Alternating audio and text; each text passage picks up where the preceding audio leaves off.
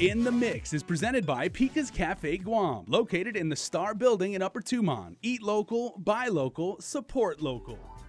Well, half a day, everybody. I'm Sabrina Solis Matinani. Welcome to In the Mix. Are you fascinated by my fascinator? It was made by a fascinating individual with fascinating talent.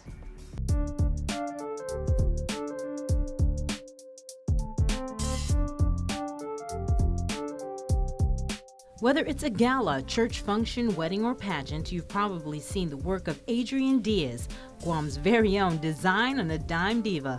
I caught up with her in Tumon where she was building a fountain at the Tumon Sands Plaza. So we're always building stuff in here for like people to photograph or take pictures or, you know, whatever. And I was having lunch with Susan and she wanted me to build something in here, and this is what we came up with. Fountain, and it took all the 3 days? Yeah, 3 or 4 well, days? it's still working. That top thing is tilted. It's not finished. Yeah, it's not necessarily finished just yet, but. And the materials, a lot of it, is it, I know you got pallets in here, right? Yeah, so when you're designing and you don't have a big old budget, kind of go around the island and find things that you can work with. So we used pallets, we used drop plastic. I guess it's like plastic that they use to curtain off construction sites. And then I just cut a bunch of wood, drilled that on. It was kind of like we didn't have like a finished product in mind. We just, like you do one step at a time. And so every time you're faced with a problem, you attack that, or not a problem, but you know, like a challenge, you do that.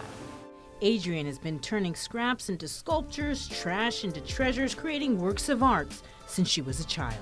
How did you get into, I guess, would you call it arts and crafts, or? Yes, ever since I was a child.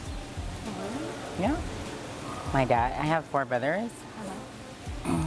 And so my dad would take us fishing, and I was never interested, so he would get my brothers situated, and then he would take me and we would go and make wreaths out of like mines that are in the ocean or whatever. And so I was always just messing with things. From elaborate centerpieces for weddings and galas, floral pieces for churches and cultural events, visual displays for local boutiques, and pageant costumes, the bigger, the bolder, the better.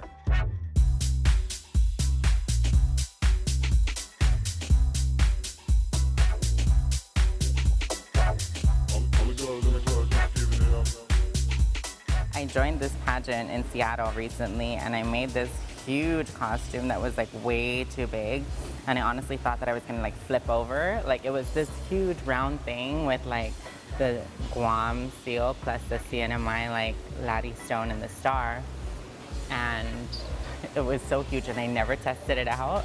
It was just time for pageant, and so he strapped me up and I just went out on stage, and It worked though. yeah. It worked. But my greatest fear was that I would like, that thing would fall backwards, and like all you would do is my feet in the air. Another example of how she pushes the limits of her creativity, she transformed tools into a stunning piece of costume jewelry. So you made it out of wrenches? Yeah, so I had to like change my battery of my car, and they sold me these wrenches. And I needed to make a necklace for something. I think it was a pageant. And so I took the wrenches, and you know, there's like small, medium, large, extra large. It goes, I guess they're numbered. And so I just laid them out and made a fan, and then I think I stitched them on with like wire, and I stitched brooches onto each end of the wrench. So if you look at the necklace, yeah. But if you look at the necklace, you actually see like the numbers for ghetto. If you really look at it though. But yeah, like from a distance. I like to show that things are not necessarily like all glitz and glamour. Like I did the American Cancer Society's gala one year and I used plungers for the centerpieces. Blenders? Plungers. Plungers. Toilet plungers. Yeah. Yeah, and then... And you just... So I took like a plate and I glued a plunger on top and put a ball on top and then like decorated it. And it wasn't until like the end of the night, I think it was one of the hosts was like, I think those are plungers on the table. But they took them all home. Adrian was also recently in Saipan where she did the decorating for the CNMI's inauguration festivities. And as you may have noticed during our interview, she was actually creating something special for me. I'm making you a fascinator. A fascinator. Now, what exactly is a fascinator? They're basically those like overly elaborate hats that they wear to like royal weddings, things like that. You know, just fun stuff that you can possibly wear around the house if you're having a bad day. To make you feel good. And I was definitely feeling it.